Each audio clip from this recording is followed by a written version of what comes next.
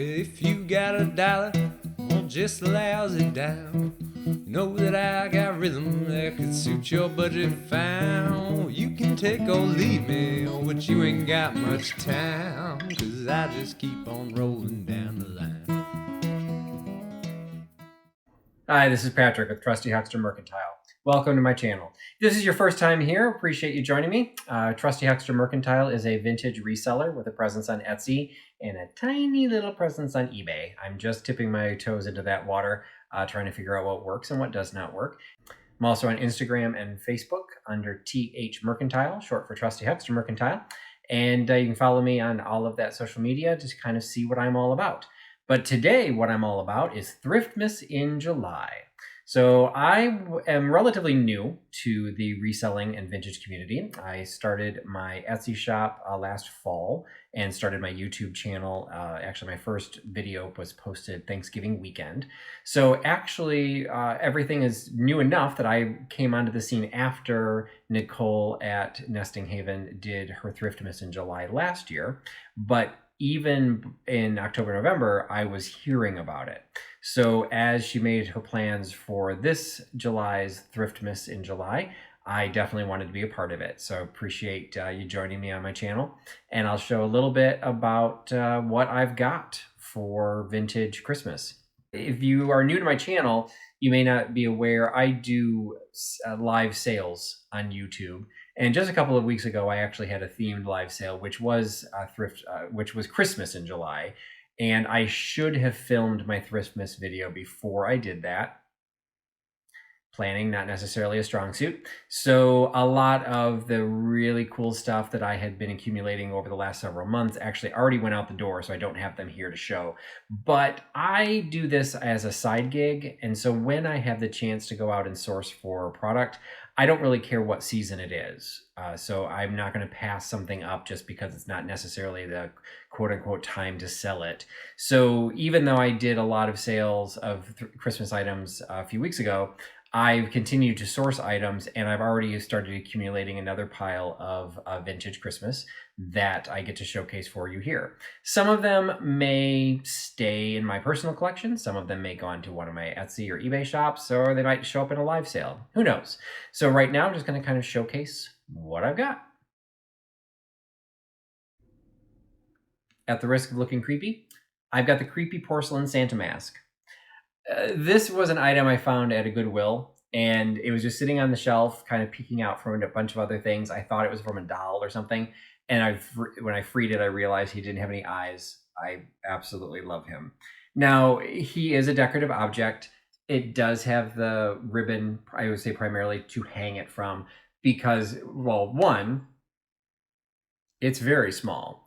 So even if you have a very small head, or if you wanted to put this on a child, the way the ribbon is set up, it's not very long, and it's not underneath both ends, and it's not elastic. So you would not be able to slide this over anybody's head. And even if you could, tear it apart, put a new string on it, whatever, if you look carefully, there are eyes, but there are no holes for the nose or the mouth. So unless you don't like that child very much, I really wouldn't suggest putting this on them. So it really is just a decorative object. It is still has the original tag from Marshall Fields. I love finding stuff like that. Unfortunately, I can't date it specifically. It's an older tag. There's no UPC to it. It was sold for $6. I didn't think Marshall Fields sold anything for $6. There is the manufacturer's name label, which is a foil label, which does say it was made in Taiwan. So it's not as old as a lot of what I'll typically carry for vintage, but we are moving into at least Etsy's definition of vintage, which is at least 20 years. This is probably getting into the 80s, ish era of having it being made in Taiwan. So it was a really fun piece. This is something I'll probably end up selling on a live sale, simply because it's not a brand that anyone's really going to be looking for. I can't imagine anyone's going into Etsy searching for creepy Santa face. I could be wrong. This is something that I'd have a lot more fun showing on one of my live sales. I've done some jewelry sales, I do some textiles. It turned into this weird thing that people want me to put these things on. I can have fun wearing the mask and selling this on a live sale. So this is just kind of a fun piece that hopefully will end up going into a good home soon. What I tend to pick up for my resale business and for my live sales, and pretty much what I've built my business on since the fall, are items that I personally like and that I gravitate toward. And one of the things that I tend to specialize in, it's a very broad specialty, but it's porcelain, glass, and pottery. So anytime you're in my Etsy shop, less so on eBay, I'm trying to branch out a little bit with eBay, but I've been on my live sales, you'll see a lot of porcelain. And that is definitely one of the pieces that I picked up. Now, what I find interesting is I found 2 Mikasa trinket boxes from 2 different thrift shops on the same day, both the exact same size, but with 2 different patterns. Now, this one I will say, because even though Mikasa is not really a brand that I tend to focus on, they do a lot more of the fine dining china, which I don't really work with. But this is one of those designs that speaks very much of Mikasa, and I would say speaks very much of the 90s. It just has a very distinct look. I actually like this one better. This one I'm going to have to do a little bit of digging on. They're both marked Mikasa Japan. I think this one might be a little bit older because it's a trinket box. It's a standard size.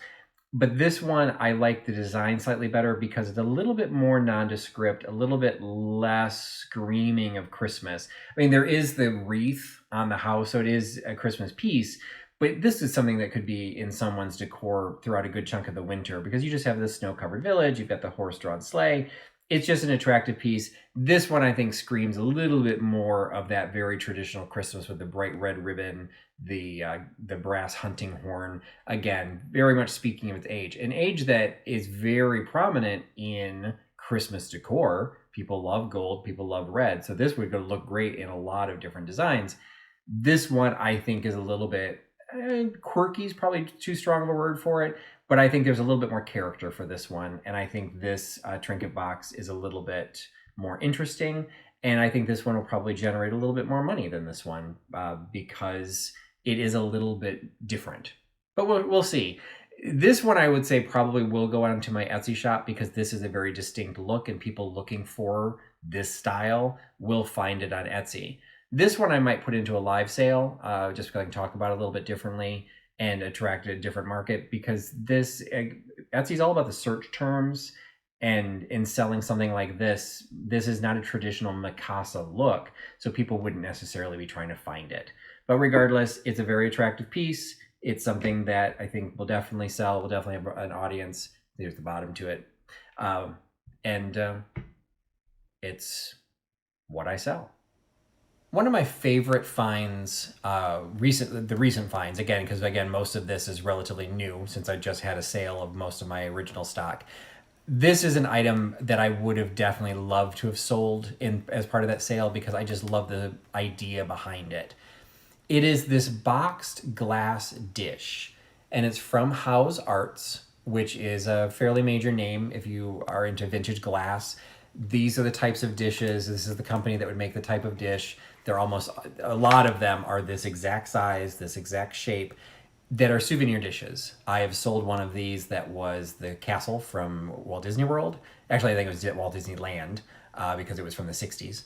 So it was Disneyland. I've had one for the Apollo moon landing. I had one for Alaska as a souvenir piece from Alaska that had a polar bear on it. Very cool. They made other sizes, but this is a popular size. Now, I have only ever seen them by themselves. What I had never seen was in a box like this. And this is a Christmas dish, and it is in this box. There's a little plastic cover. The plastic's unfortunately not in the greatest condition. There's a split there, but in the box, it actually says right on there, it is a card gift original. So again, this is something that may have been a thing, but just because I'm primarily picking these up from thrift stores, a lot of times the boxes would not be included with these. I didn't realize that the concept was you would give this almost like a greeting card gift. Now, I can't imagine you would send this through the mail. Even 1960s postage, I have a feeling, would destroy this in postage. But this one is a cute little poem. It is specifically for Christmas based on the poem itself, but the imagery is just a winter scene, blue and white, with the red text. And it says, "It's always a pleasure when Christmas draws near to send good wishes to those we hold dear. And though we are parted, each going our way, we're together in spirit on Christmas Day." So again, the concept that this is an art card, you would send this as a gift to someone that you were not going to be able to spend Christmas with, as kind of a nice little greeting card to say, hey, sorry we're not going to be together, but here's this little dish, think of me. So whoever got this in probably the 60s or 70s when this was originally sent, maybe 60s based on the graphics, thought enough about it that they kept the box, or thought so little of it they never took it out of the box and it just went into storage. Whatever, not my issue. It's a cool dish. It's in absolutely perfect condition. A lot of times the corners get like chipped or nicked off. I think because it was stored in the box, it's in excellent condition. I learned a little something because I don't know if this was just done for their Christmas items or if this was something that was a broader idea. You know, even when you bought a souvenir piece, like did you then send that or give that as a gift saying, hey, it was like one of those thinking of you type ideas that you get this card gift original, again, from House Art. So again, super cool item. Great in the idea that not everyone decorates in a screaming Christmas design. So this is something that if you do the blue and white, if you do any sort of softer colors or a lot of whites, this will have a little bit of versatility without screaming with some of the traditional Christmas graphics. And again, it would look great in a little vignette, even if it's just setting on the table to hold your keys. It's just kind of a cute little dish, a sweet sentiment behind it, and the fact that it still had its original box, I think, is a lot of fun. So I was really glad to be able to pick this up. Now, pretty much everything I've shown you has been vintage because that's pretty much what I've built my business on. If you're not familiar with Etsy, the specific rules of selling on Etsy, everything on Etsy has to be at least 20 years old. So their definition of vintage is 20 plus years. So some people get into fits about the idea of whether something's vintage or not, whatever. The rules for Etsy, it's 20 years. So pretty much anything I'm going to pick up, because I was primarily reselling before I started doing these live sales, primarily reselling only on Etsy. I always had to do things vintage, and that is something that I like. I gravitate maybe a little bit past vintage, where I get into more maybe traditional antiques. You can kind of see the bottom part behind me are 19th century salt glazed stoneware and crocks. That's a collection I've been building for years. So those I have a little bit of diversity, and I have a 100-year-old vertical grand tiger oak piano behind me. So I like very traditional. But one of the things that I've discovered, again, looking at the more contemporary vintage or even going less vintage, there are certain things that end up just looking good, even mixed in with traditional antiques. And one of them, if you look really carefully, you can actually kind of see it right now. But I'll let you have a better look. This Christmas tree I found at the same Goodwill as one of the Mikasa boxes. It's ginormous. I mean, well, okay, it's not ginormous, but it's large for a candle holder. This piano I absolutely love. It was built in 1920. It sounds fantastic because it's not an upright. It is actually a vertical grand piano. So the harp runs the length from the floor all the way up to the top. So it has an amazing sound. It doesn't get played very often, but when it does, it sounds fantastic. And I have this issue that you have this very large open space that looks great with this graining, the book matched graining that's running down the middle. But when it comes to decorating, it's a very long space and not particularly tall. So I've always struggled, particularly at Christmas time, which is where when I really decorate, I've struggled to find something that looks really good there. And it's either too short or, it's trying to fill the space. When I stumbled across that, I didn't know that it was going to fit there. I just thought it looked kind of cool. I knew that it didn't go vintage. I mean, it's probably only 5 or 10 years old. There's no markings or no stickers or anything on it. It has a felted bottom that looks original. It doesn't look like somebody put felt on it. So, and you can kind of tell this is something that maybe a Target would sell or a Michael's or something. It's very heavy. So I do think there's a little bit of age to it. Like this is not a wimpy piece of aluminum. This is a cast piece, and this is a pretty hefty piece. But again, there's not a huge amount of age. But I figured maybe for a live sale, or I'm just starting to open a vintage booth in a new location, that maybe something like that we decorate for Christmas. I could sell it through that. And then I was prepping to do this video and I was trying to find a place to put it. And I landed on that. And all of a sudden, like everything clicked. And so this is going to stay as part of my permanent collection. I don't think I'll be lighting tea lights in there. I certainly won't be lighting them. You know, I really don't want to open flames 2 inches from a 100-year-old piece of wood. But I could put the fake ones in there. But I don't think that's the point. I think that it's got the silver tone to it, which looks really good. I have a pewter collection. You can kind of see there's one plate up here that has pewter. There's more in the bookcases on either side. So it's not pewter itself, but there's a little bit of a patina to the finish that I think is going to look good there. And it's fun when I'm finding things to resale, and I probably do this more than I should, but finding things to resale, then I end up kind of absorbing them into my personal collection. Will it stay in my personal collection? Who knows? It's likely it will, because I don't want to ever have to ship that. It's heavy enough, it's large enough that this would be kind of a pain to try and ship. So unless I sold it locally, but for now it'll at least go there for this upcoming Christmas. Really see how it worked with the rest of my decor, and just know that it's one of those. I got it from a Goodwill, and I now have given it a good home.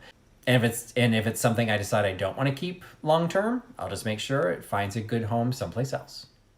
So this was just kind of a snapshot into what I do.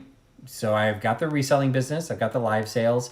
I do primarily still, you'll see a lot of porcelain, but again, trying to find a little variety. And I hope you've enjoyed it. I really appreciate Nicole organizing this Thriftmas in July, the concept behind it.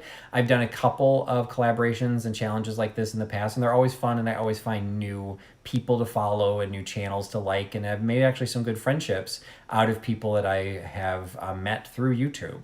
So I hope you've enjoyed what you've seen. If you've gotten this far and you've liked what you've seen, I encourage you, go ahead and check out the rest of my channel. I've got all kinds of other videos and contents that I put out, much more than just the sale videos.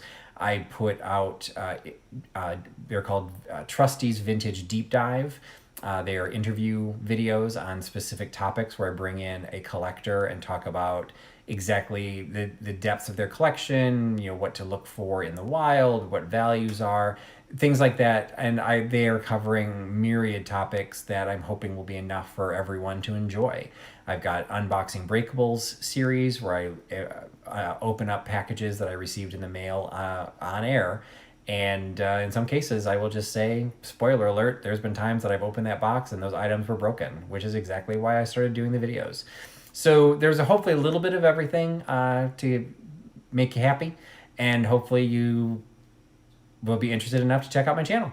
So if you can, give this video a like, subscribe, comment, share it with your friends, whatever you like to do with YouTube. Appreciate you being part of the Thriftmas in July playlist. Appreciate, again, a thank you to Nicole for having me and allowing me to be a part of it. And I want to thank you for spending your time watching my video. So thanks again for all of your time. Thanks for putting your trust in Trusty Huckster. Bye-bye.